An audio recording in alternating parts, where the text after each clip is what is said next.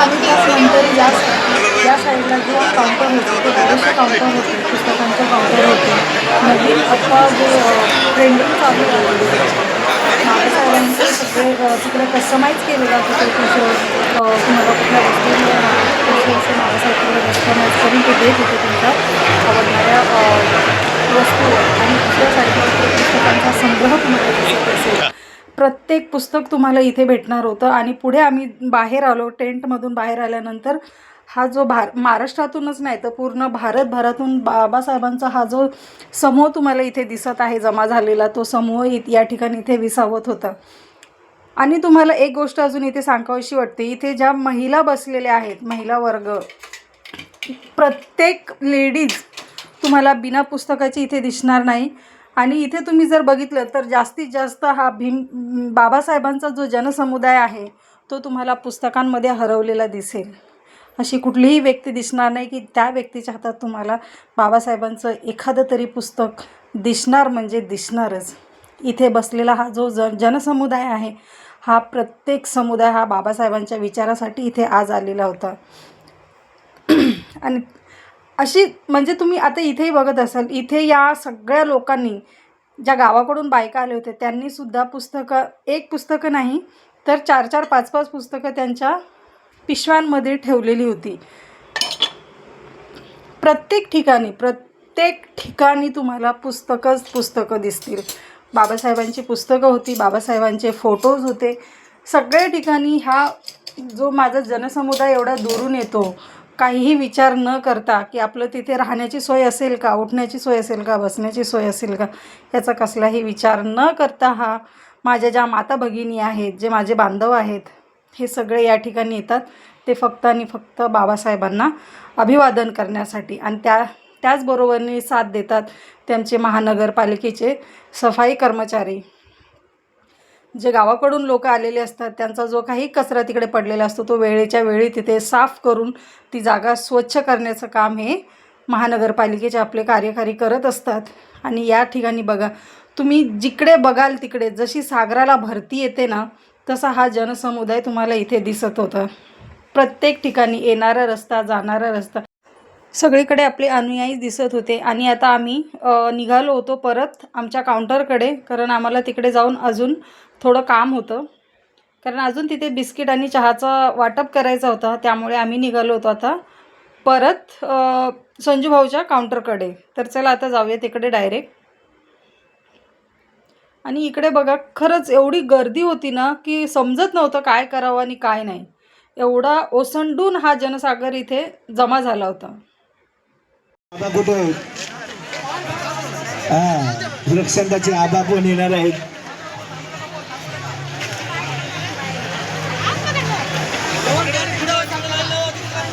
जेवण घ्या, इथे थांबू नका, पटकन निघून जा. भोजनदानाचा कार्यक्रम इथे दरवर्षीप्रमाणे याही वर्षी. आणि हे बघा, आता समोरून येत आहे आपलं समता सैनिक दल.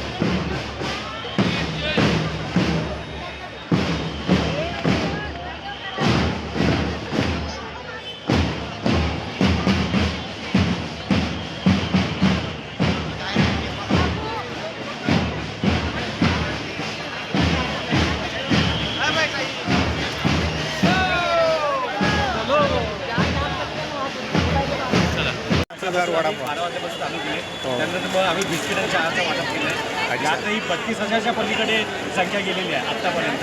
अजून लोकांची रीक चालूच आहे. कितवं वर्ष आहे? कितवं वर्ष आहे?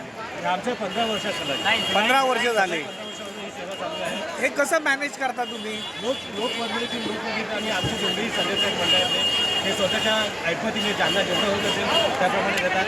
आम्ही कुठेही मोठी असं डोनेशनसाठी जात नाही आहे. हे सगळं आणि सेवेसाठी जेवढे उभे आहेत हे निःशुल्क आहे. कुणी यासाठी पैसा घेत नाही.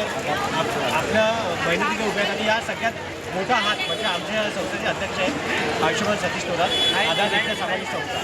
हा माणूस एकटा हे सगळं पेलतोय आणि त्या माणसाच्या प्रेमाखातर आणि बाबासाहेब आंबेडकर ही सगळी मंडळी ही अशीच नाही की फक्त भीमोबिरे आहे. या सगळ्या प्रादेशिक सगळ्या प्रादेशिक लोक आहेत जिथे आम्ही सेवा करत आहेत आणि एका सतीशच्या हाकेला सगळे येत आहेत आणि सतीशचा खूप या सगळ्या एक मिनिट. आणि ही संस्था आहे आधारस्तंभ एकता सामाजिक संस्था. सामाजिक कार्यात आम्ही अग्रभागी असतो.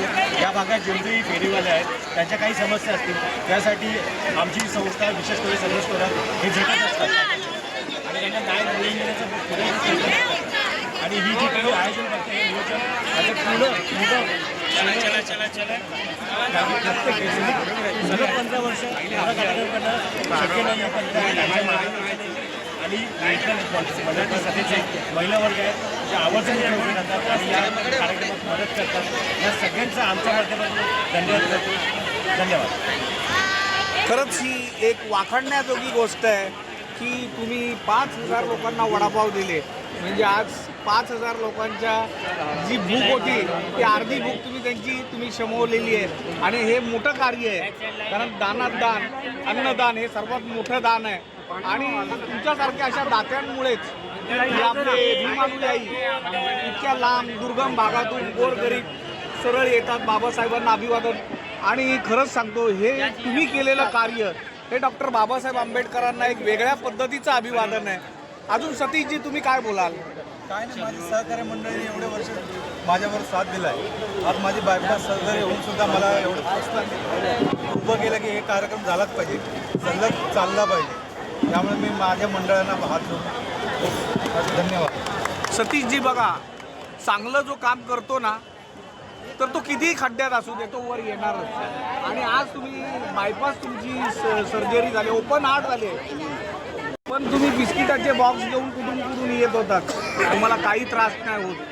ते ह्याच्या मागचं ते एक तुम्हाला आशीर्वाद आहे हे ज्या बाबासाहेबांचे. आणि हे जी लोक आलेली आहेत बघा ही गावागावातून आहे ना, यांच्या पोटामध्ये वडापाव, यांच्या पोटामध्ये एखादा वडापाव किंवा चहा बिस्किट हे केलं ना की ऊर्जा येते आणि त्याचे कळत न कळत तुम्हाला आशीर्वाद लाभतात. खरंच हे तुमचं कार्य तुम्ही असंच चालू ठेवा आणि येणाऱ्या काळामध्ये तुम्हाला आणखीन तुमची शक्ती वाढवावी लागणार आहे. कारण तुमच्या या भरोश्यावरच भीम अनुयायी आणखीन येतात की बाबा आपण तिथे जातो, आपल्याला चहा बिस्किट वडापाव मिळतात, खाण्यापिण्याची काही चिंता नाही.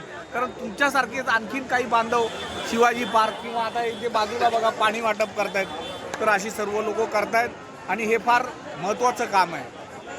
बोला. ही सुरुवात आम्ही थोडक्यापासून केली होती. आम्ही आपले मित्र वगैरे सर्व हे आहेत त्याच्यापासून सुरुवातीला किती लोकांना तुम्ही नाश्ता देत होते? हे वाढत आहे तरी भरपूर. आता आज आम्हाला 15 वर्ष झाले की आम्हाला असं वाटत नाही की आम्ही 2 दिवस जागरण करून हे करून ते करून सर्व एवढे चांगल्या प्रकारात पार पडत आहे आणि वर्षानुवर्ष आमचं भरपूर काही वाढत आहे. किती दिवस अगोदर ही तयारी चालते तुमची? ही आमची कमीत कमी आता आमच्या भावांची तब्येत जास्त हे झाली होती त्यामुळे आम्ही थोडं उशिरा झालं, पण वेळेवर केलं आणि त्यापेक्षा पण प्रत्येक वर्षापेक्षा पण आणखीन भरपूर काही केलं आम्ही. आता हे आमचा प्रोग्राम बोलतो ना आम्ही सकाळपासून चालू करायचं तर 6, 7, 8 वाजेपर्यंत जायचं. आता आम्हाला 11 इथे वाजतात, पण काय करणार, आमची मंडळी आमची फॅमिली सर्व आम्हाला सहकार्य करतात. तर त्यासाठी ना वर्षानुवर्ष वाढत आहे आणि बाबासाहेबाच्या कृपेने हे आणखीन भरपूर काय वाढेल आणि आमचं सहकार्य प्रत्येक वर्षी या दिवसासाठी असेल. आणखीन तुमचं मंडळ काय काय ॲक्टिव्हिटीज करतं? नाही, भरपूर काही गोष्टीमध्ये ॲक्टिव्हिटी करते कारण आमची संस्था पण आहे. काही चांगल्या गोष्टी काही दहीहंडीला पण मला वाटतं तुम्ही अल्पोपहार देता. दहीहंडीला पण अल्पोपहार नाही, प्रत्येक असं नाही की आपण आपलं जे पण काय आमचे सण वगैरे असतात रानाडे रोड फेरीवाल्यांतर्फे रामनवमी झालं, दहीहंडी झालं, सर्व काही त्यात आम्ही मिळून सहकार्य करतो. खूप चांगली गोष्ट आहे, आनंदाची गोष्ट आहे.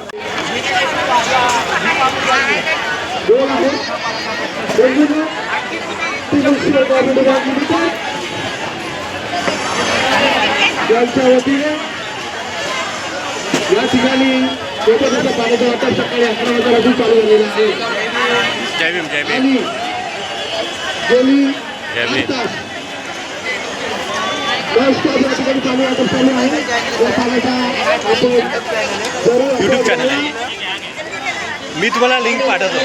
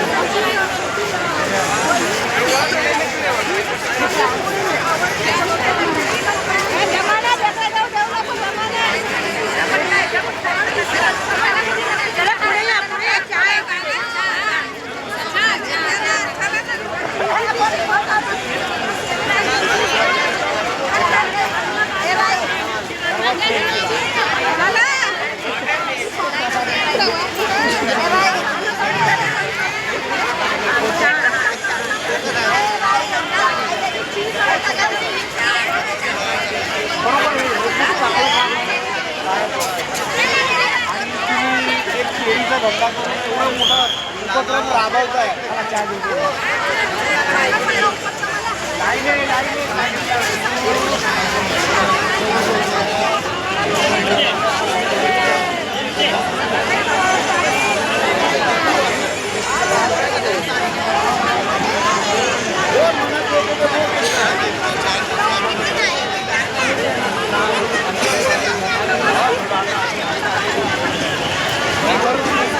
चांगला उपक्रम आहे. ते मित्रसोबत असं उभे आहेत त्यांना आपल्याला जेवण त्यांच्याबरोबर तुम्ही कार्यरत आहात. असंच कार्यरतपणे चालू ठेवा.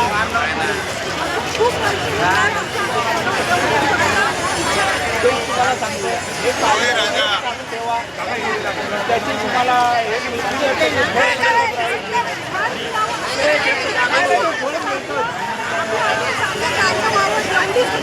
कसं असतं तुम्ही चांगलं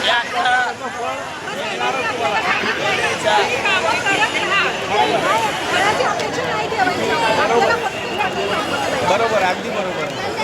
खूप चांगला उपक्रम आहे हा. तुमचा वर्षानुवर्ष चालत राहू दे. याच्यात अजून जास्त लोकांना तुम्ही मोजदार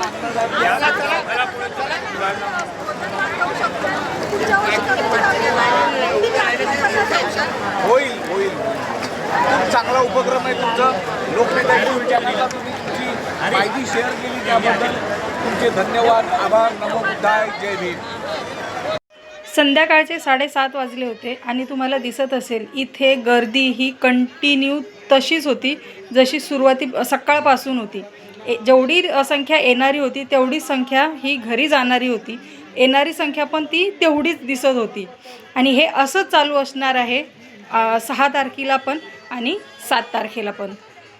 तर बस चला आजचा व्हिडिओ मी इथे एंड करते. कसा वाटला आजचा हा व्हिडिओ तुम्ही नक्की कमेंट करून सांगा. व्हिडिओ आवडल्यास व्हिडिओला लाईक, शेअर आणि सबस्क्राईब करायला मात्र अजिबात विसरू नका. तर भेटूया असंच पुढच्या व्हिडिओमध्ये. तोपर्यंत जय भीम, नमो बुद्धाय. पत्रिका